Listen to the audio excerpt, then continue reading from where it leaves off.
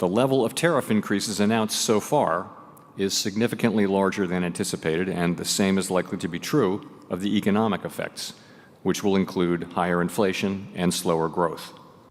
I mean, no rationale, no plan, no conscience to what it's doing to real people. Any business person, small or large, uncertainty is the number one enemy. Just give us certainty. The one certainty that is the only certainty we have is uncertainty. That literally on a whim.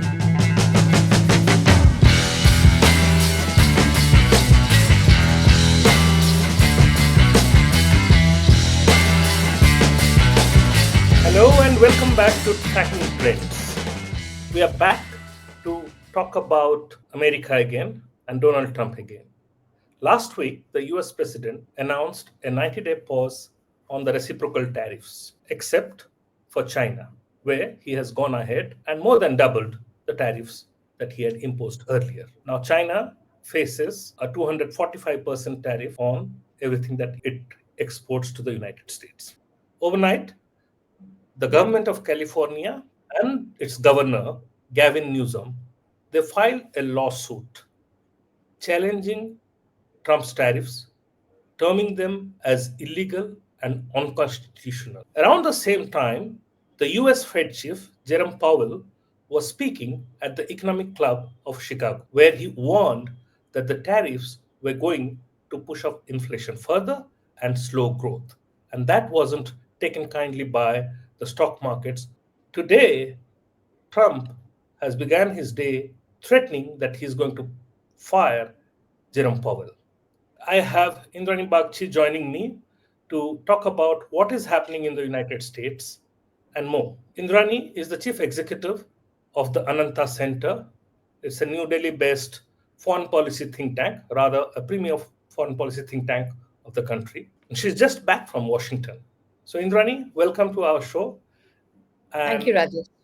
Trump now wants to fire Jerome Powell. I don't think Trump can actually do that.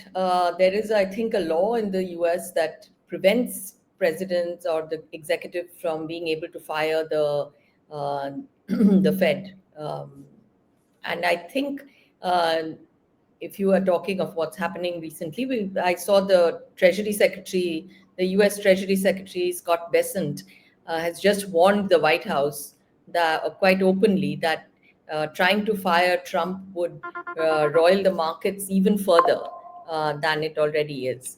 And as you have seen, the markets have taken quite a dive in the last few days and sort of almost refusing to come back up.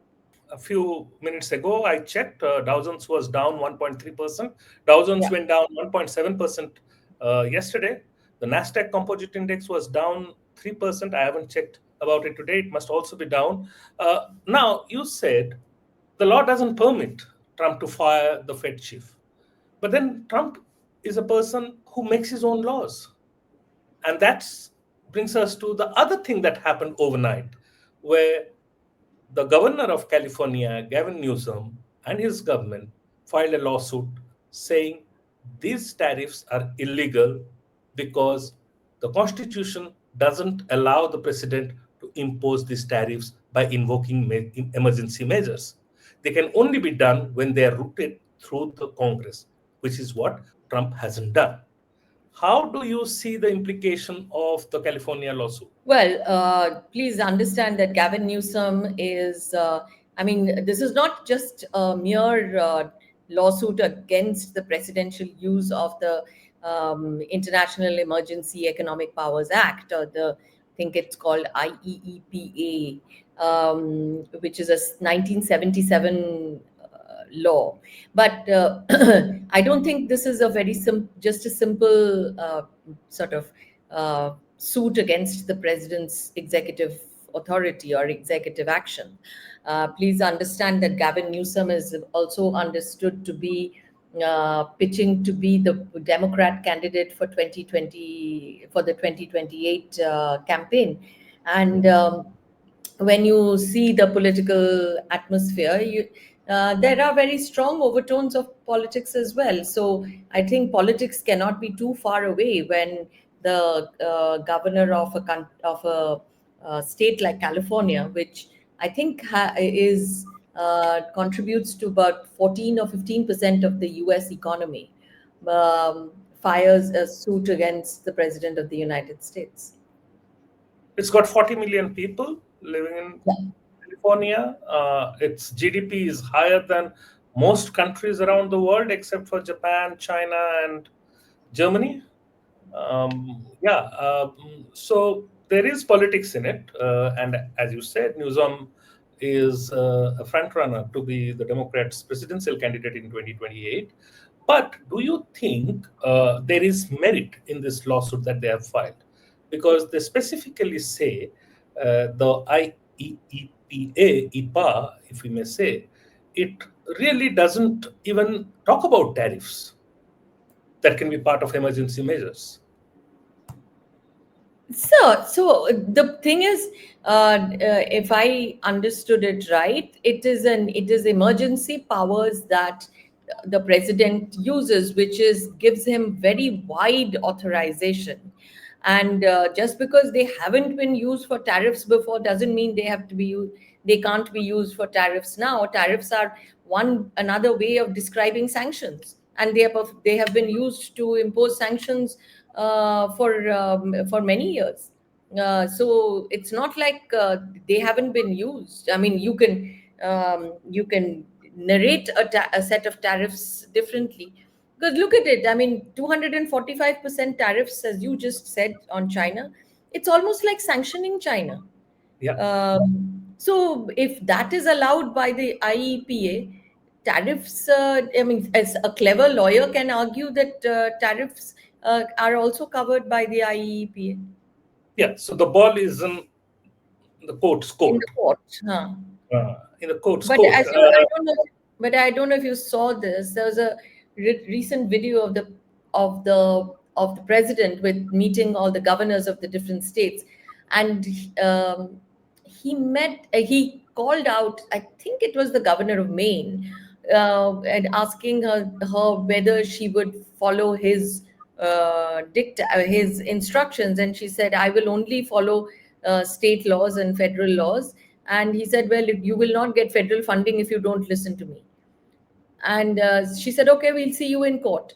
So this is now a regular affair, and it goes across sectors, not just. So yes. I mean, see, there is a. It's. I think we also need to understand that there is a very serious polarization in the U.S.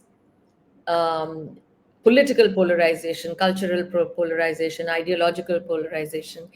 This is an ideological administration, and therefore, what you're seeing is part of the pushback against an ideological administration. Now, tell me something. Do you think other Democrat-ruled states may follow suit, may follow in the footsteps of California? None of them have the kind of sort of overwhelmingly Democrat population that California has. Second, none of them are remotely as rich as California. I think the only comparable state is Texas, which is uh, very definitely a Republican state and would never file any such case against Trump. But if you have to look at people filing lawsuits against Trump, look at Harvard University in a different part of the country, which has also filed a case against Trump because Trump wants to regulate academics, regulate tuition, and regulate who they take in as international students. Is he opening up too many fronts? One would say so. One could definitely say so, and I think that may have been one of the one of the reasons why Trump actually was compelled to pull back on the tariffs. I mean, people said it was about the bond markets, the bond yields rising, but it was opening up a number of fronts, particularly with allies and with partners. Those, but to be fair to Trump, Trump is very clear. He knows what he's doing. He knows that he is very. He's also clear that he wants to continue doing it, and that he's not going to take a back seat. I mean, retreat in any imaginable way. So, in a sense, what you said at the beginning still holds true, is we really have to look at and wait and watch to see what the end of these 90 days brings. So that brings me to the question. You said he knows what he's doing, that there may be a method to his madness. Well, I think he thinks he knows what he's doing. There may be some order that he may be seeking in this chaos. But I'm still going to ask that question. Does he really have an end game? Well, it's hard to see an end game at this stage of the game. I would point to, I think one of the things that he's trying to do certainly is to reshape the nature of the American economy. How he's going about it, I mean, you can see the devastation around you. But I think that is where he comes from. Doesn't seem to me that he thinks some amount of creative destruction is probably called for. We are at the beginning of that stage of creative destruction. Whether we can see the destruction, we just don't know what comes after, or whether what he wants to construct after is what we don't know. We only can go by his speeches and his campaign remarks, where he said that he wants to bring manufacturing home, he wants to correct a trade imbalance, has this sense of very strong sense of grievance, wants to end wars, because he thinks that America is just walking around killing its own people, fighting wars, spending money for no reason at all, for problems that don't belong to America. In a way, he is back to an old isolationist America, which we saw back in the 20s, in the 1920s, not in that sense that America can be an island and can be isolated and can flourish in this isolated state.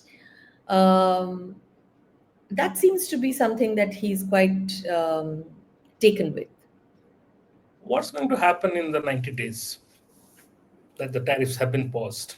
Well, see, I read a story where the US is working on completing trade deals, primarily with 4 big countries. That is Japan, Korea, India, and Vietnam. And I'm not sure whether we'll get it done in 90 days.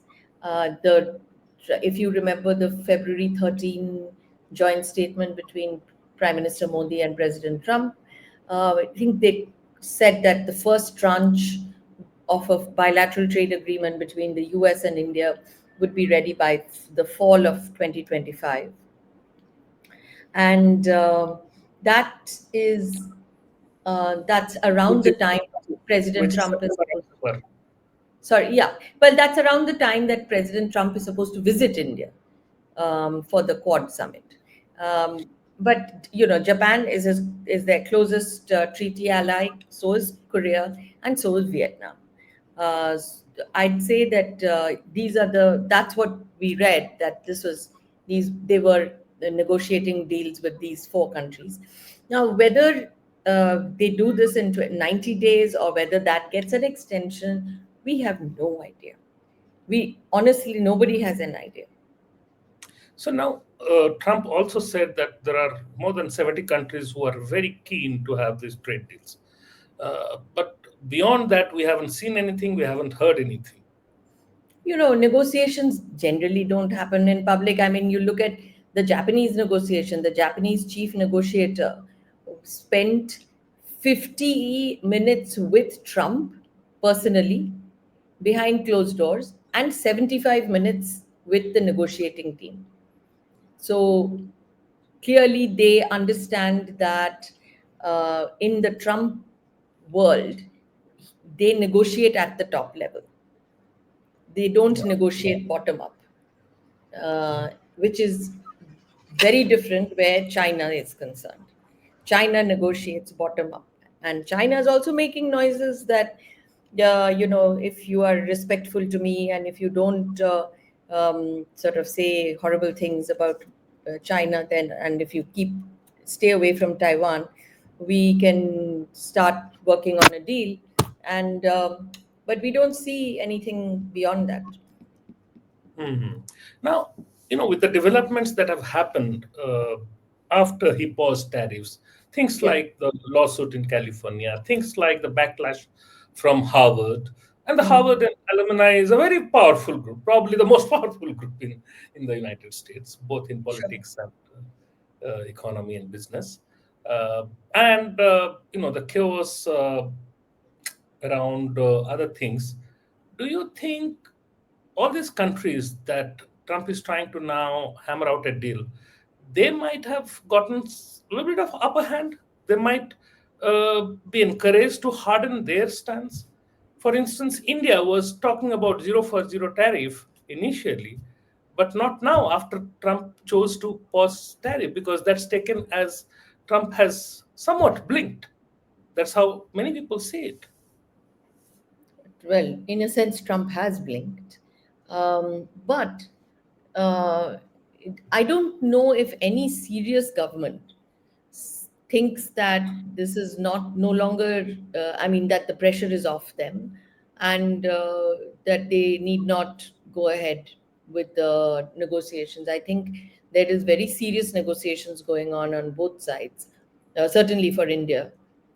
Um, a trade deal between an India and an America is never going to be easy. A trade deal where we are we are literally one of the highest tariff nations in the world. We are so protectionist. To actually encounter an America that is equally protectionist, it has been a bit of a culture shock in India.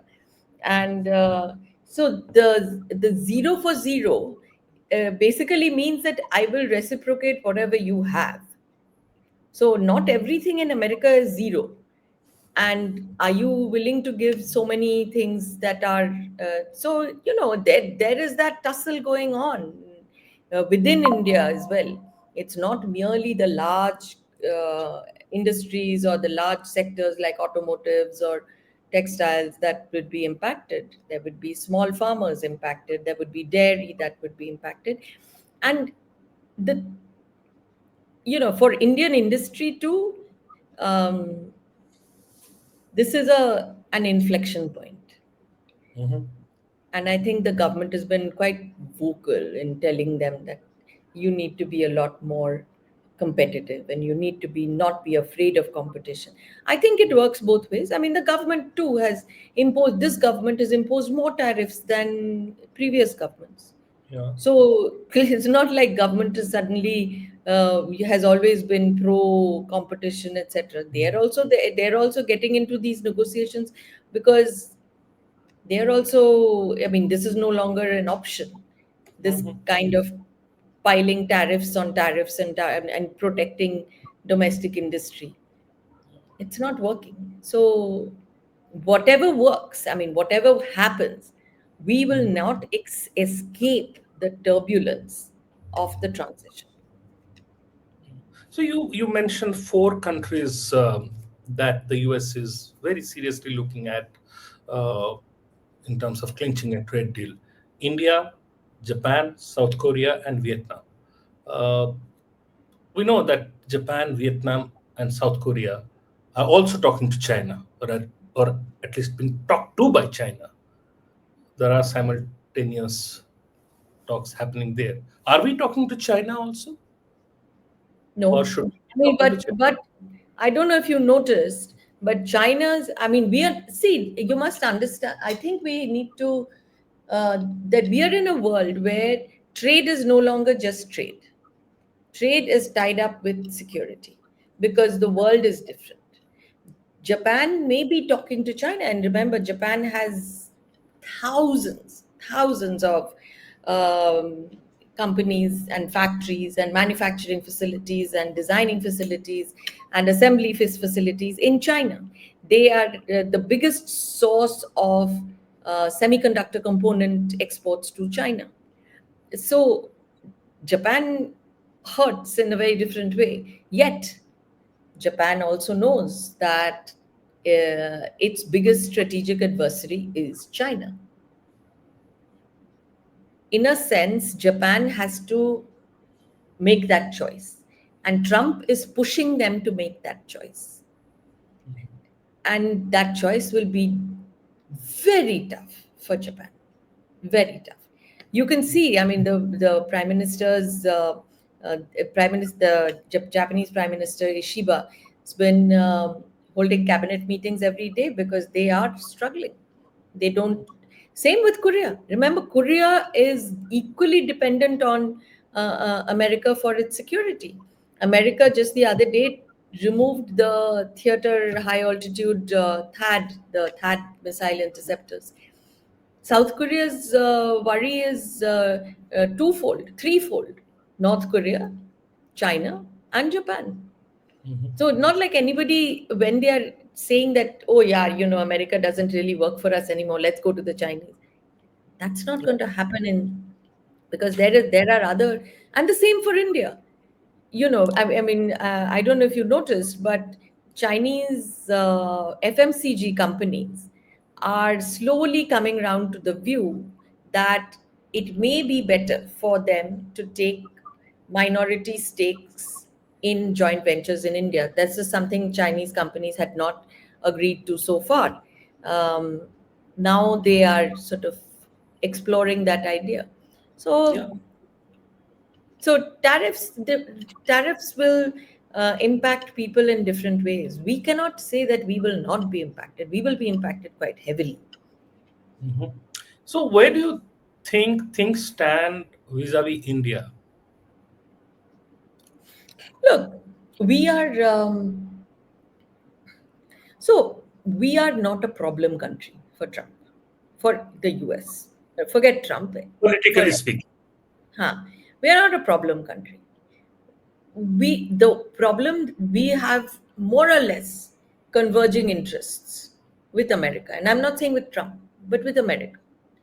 We look at China in almost a similar way as a strategic adversary.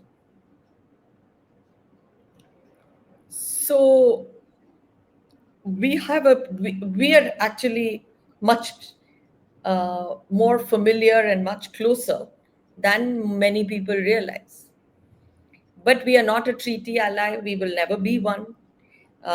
We are not under American security umbrella. We will never be one. And we follow our own interests despite America. And we have seen that very recently in the last 4 years, the amount of pressure that India has been under to stop imports of Russian oil or to give up its relationship with Russia. So India hasn't bent. And I think that kind of creative diplomacy is underway. But basically, we are not very different from each other. Where is the problem? The problem area is trade. This is the problem area. And you could say that the Indian government should have acted, and I believe they could have acted earlier, not to reduce tariffs, but to make Indian industry a lot more competitive, a lot more able to face competition. Yeah. Yeah, so as you said, we should follow our interest despite America, and that's what we have done. Uh, and in the 90 days that we are talking about, everybody is uh, speculating as to what Trump would be doing. But at the same time, we should also be clear about how we can make the most of these 90 days, which also could involve uh, filling the gaps in the homework that we need to do as and Yeah, when we come to the negotiating table. yeah. That So we see, we are not a yeah, we are not a big manufacturing. We are not a great manufacturing nation. Uh, what we are a lot more in the technology, in uh, strategic sectors like fintech and data, etc. There are these areas which will prove to be a bit of a difficult. So, would it be fair to say the kind of anxiety that prevailed, let's say, 90 days uh, ago, are have subsided to some extent for Indian businesses? No, the anxieties have not subsided. I think I think there has been a sense of um, resignation that yes, these tariffs will come, whether they come today or tomorrow, unless we find a way around it, or unless Trump walks back so spectacularly that we go back to status quo and ante. But short of that, I think everybody understands that changes are coming, and those we you have to prepare for those changes. The other big concerns for people in India is what's happening on the immigration front. We have heard news about some very unfair deportation of Indian students that have happened. Some have gone to court and gotten a stay. Uh, is that going to kind of, is the scale of that going to get bigger in days to come? Should we worry about it? I think it will get bigger. It'll get I bigger. think it will get bigger because see, there are a couple of things to this. One is you the people that are being targeted currently are people who've had minor offenses, have resolved them, but they've all have something in common: is they've been supporting Hamas or supporting Palestine, etc. I think if you put an Indian context to it, remember the years in which people you would be targeted for being if let's say if you were supporting Lashkar-e-Toiba, for instance, what would that do to you? Mhm. And I think uh, yes, most certainly that these things are unfair, and they certainly feel unfair from India, because I mean, you can't be going after students like this, and it impacts students in from India who are top paying students. Remember, most Indians are paying students. Indians have the largest number of students in America, legal. More like 99% are legal. And not just immigrants, but also students. I mean, immigrants are one thing. Immigration is a sovereign right, and that's you can't take that away. But students are being impacted. Even H-1B holders are being impacted. Green card holders are being impacted. The notion that is spreading is foreigners will be welcome only under certain conditions. Mhm.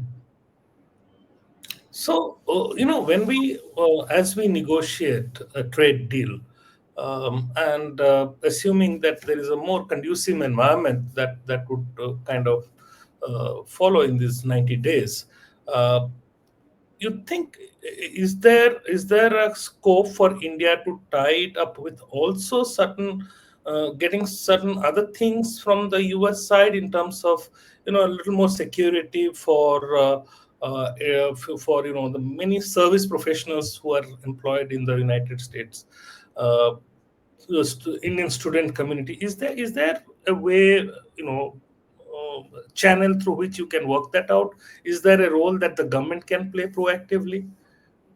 I don't know, Rajesh, because I heard, I can't remember who it was. I think somebody from the Prime Minister's Economic Advisory Council saying that.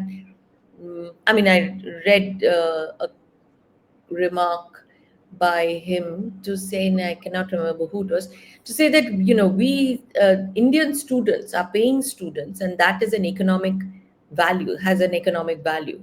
So should we give an economic value to the, say, 100,000 or 500,000 students, Indian students that are in America? The fees that they pay, should that be considered an investment in America, and that be used to defray tariffs? So I don't know how that negotiation's going to go. This was just something that I read, but I don't know how that's going to go. But yes, I mean, it's not, Indians are remarkably creative when it comes to trade negotiations. My sense is this time, in a way, I think the government is also looking at it as an opportunity. And I think many economists have actually made that point, that it's an opportunity for India to clean up its act, and use this. I think somebody's even called it another 1991 moment. But honestly, I don't know. Yeah. So as they say it in Hindi, "Afta mein absar," seize the opportunity that you see in the adversity. Let's hope that happens. Thank you very much, Indrani, for taking time out and joining us. I think we covered a lot of ground, and your insights are always helpful.